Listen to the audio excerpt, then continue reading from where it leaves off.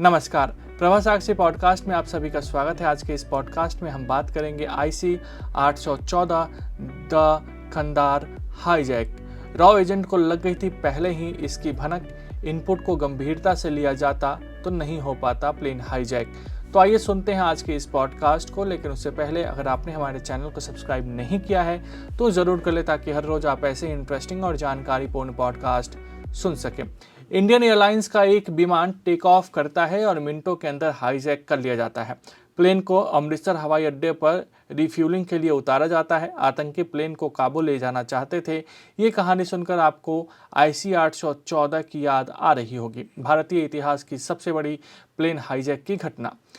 जब हाईजैक होता है तो असल में क्या होता है, फ्लाइट के अंदर और फ्लाइट के बाहर की क्या स्थिति होती है, नेता क्या करते हैं और एजेंसियां क्या करती है, क्या हाईजैकर्स के मन में भी इमोशंस होते हैं। जब किसी भी प्लेन को हाईजैक किया जाता है तो तमाम सवाल सभी के मन में होते हैं।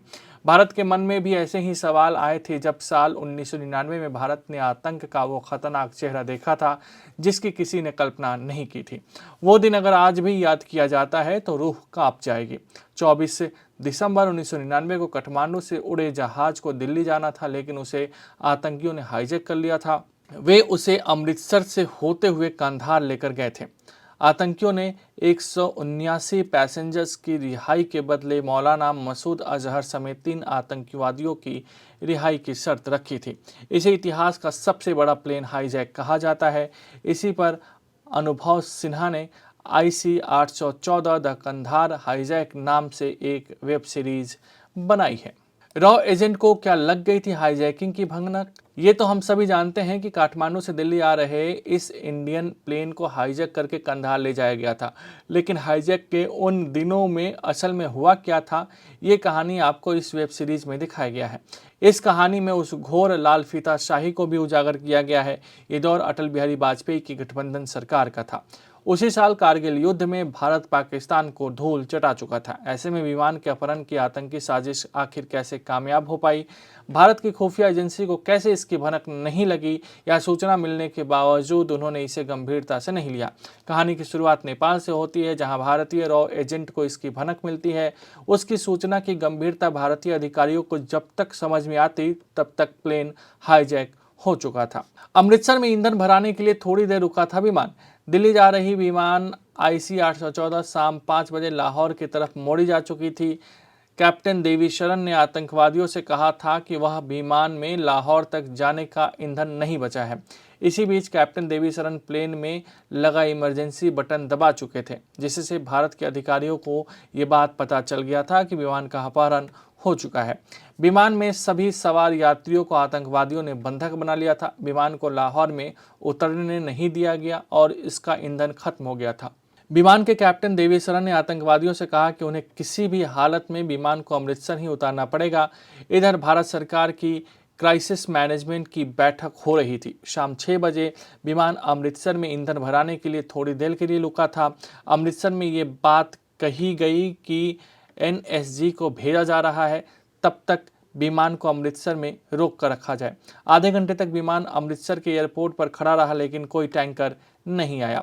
कैप्टन देवी शरण ने बिना ईंधन भराए विमान को उड़ाने से इनकार कर दिया, लेकिन आतंकवादी समझ गए कि वो ज़्यादा देर तक रुके तो फंस सकते हैं। आतंकवादी 30 से 0 तक की गिनती करेंगे। अगर विमान नहीं उड़ी तो वो सबको गोली मार देंगे। बिना ईंधन भराए ही IC 814 और वहां से लाहौर के लिए रवाना हो जाता है। भारत ने आतंकवादियों के कब्जे से विमान को छुड़ाने का एक और मौका गंवा दिया था। विमान में ईंधन बिल्कुल भी नहीं बचा था। लाहौर एयरपोर्ट विमान को उतरने की इजाज़त नहीं दे रहा था, यहाँ तक कि एयरपोर्ट की सभी लाइट बुझा दी गई थी। विमान को मिलने वाला सिग्नल भी बंद कर दिए गए थे। कैप्टन के पास कोई चारा नहीं बचा और विमान को लाहौर की चलती सड़क पर उतारने लगे। विमान को क्रैश होने की हालत में देखकर लाहौर एयरपोर्ट ने आखिरकार रनवे देने की इजाज़त दे दी। ये विमान रात 8:07 पर लाहौर में लैंड करता है। यहाँ विमान में ईंधन भराया गया और फिर रात को 10 बजे के करीब लाहौर से दुबई के रास्ते ले गए।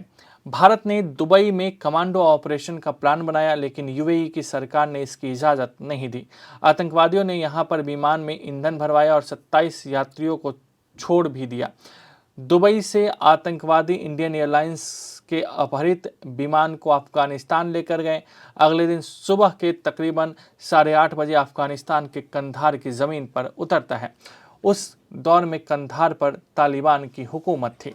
रूपन कात्याल को आतंकियों ने निर्ममता से मारा। विमान पर कुल 180 लोग सवार थे। विमान अपहरण के कुछ ही घंटों के भीतर आतंकवादियों ने एक यात्री रूपन कात्याल को मार दिया। 25 साल के रूपन कात्याल पर आतंकवादियों ने चाकू से कई बार वार किए थे। कंधार में पेट के कैंसर से पीड़ित सिमोन बरार नाम की एक महिला को कंधार में इलाज के लिए विमान से बाहर जाने की इजाज़त दी गई, और वो भी सिर्फ 90 मिनट के लिए। उधर बंधक संकट के दौरान भारत सरकार की मुश्किल बढ़ रही थी। मीडिया का दबाव था। बंधक यात्रियों के परिजन विरोध प्रदर्शन कर रहे थे, और इन सब के बीच अपहरणकर्ताओं ने अपने 36 आतंकी साथियों की रिहाई के साथ साथ 20 करोड़ अमेरिकी डॉलर की फिरौती की मांग रखी थी। सिमोन बरार को 90 मिनट इलाज के लिए अस्पताल जाने की मोहलत। अपहरणकर्ता एक कश्मीरी अलगाववादी के शव को सौंपे जाने की मांग पर अड़े थे, लेकिन तालिबान की गुजारिश के बाद उन्होंने पैसे और शव की मांग छोड़ दी। लेकिन भारतीय जेलों में बंद आतंकवादियों की रिहाई की मांग मनवाने के लिए वे बुरी तरह अड़े हुए थे। पेट की कैंसर की मरीज सिमोन बरार की तबीयत विमान में ज़्यादा बिगड़ने लगी, और तालिबान ने उनके इलाज के लिए अपहरणकर्ताओं से बातचीत की। तालिबान ने एक तरफ विमान अपहरणकर्ताओं तो दूसरी तरफ भारत सरकार पर भी जल्द समझौता करने के लिए दबाव बनाए रखा। कश्मीर दे दो, चाहे कुछ भी दे दो, बस घर वालों को वापस लाओ। एक वक्त तो ऐसा लगने लगा था कि तालिबान कोई सख्त कदम उठा सकता है, लेकिन बाद में गृह मंत्री लालकृष्ण आडवाणी ने कहा कि तालिबान ने ये कहकर सकारात्मक रवैया दिखाया है कि कंधार में कोई रक्तपात नहीं होना चाहिए, नहीं तो वे अपहृत विमान पर धावा बोल देंगे। इससे अपहरणकर्ता अपनी मांग से पीछे हटने पर मजबूर हुए। यात्रियों के परिवार लगातार विरोध प्रदर्शन कर रहे थे और किसी भी कीमत पर अपने परिजनों को वापस पाना चाहते थे। लोगों का कहना था कि चाहे कश्मीर दे दो, चाहे कुछ भी दे दो, बस घर वालों को वापस लाओ। उस वक्त विदेश मंत्री जसवंत सिंह ने इन लोगों को ये समझाने की कोशिश की कि सरकार को देश के हित में ख्याल रखना होता है। वो वहाँ मौजूद भीड़ शोर मचाने लगी, और एक व्यक्ति ने तो यहाँ तक कह दिया कि भाड़ में जाए देश और भाड़ में जाए देश का हित। इस घटना का जिक्र उस वक्त प्रधानमंत्री कार्यालय में काम करने वाले पत्रकार कंचन गुप्ता ने अपने एक ब्लॉग में भी किया था। एक शाम कारगिल के हीरो अजय आहूजा की पत्नी प्रधानमंत्री कार्यालय पहुंची। उन्होंने अधिकारियों से निवेदन किया कि उन्हें विमान में मौजूद लोगों के रिश्तेदारों से बात करने दी जाए। प्रधानमंत्री के आधिकारिक आवास पर शहीद की पत्नी ने मीडिया और लोगों से बातचीत की। उन्होंने लोगों को समझाने की कोशिश भी की कि भारत को आतंकवादियों के आगे नहीं झुकना चाहिए। उन्होंने अपनी आपबीती भी सुनाई और लोगों को समझाया कि कोई भी पीड़ा राष्ट्रीय हित से बड़ी नहीं हो सकती।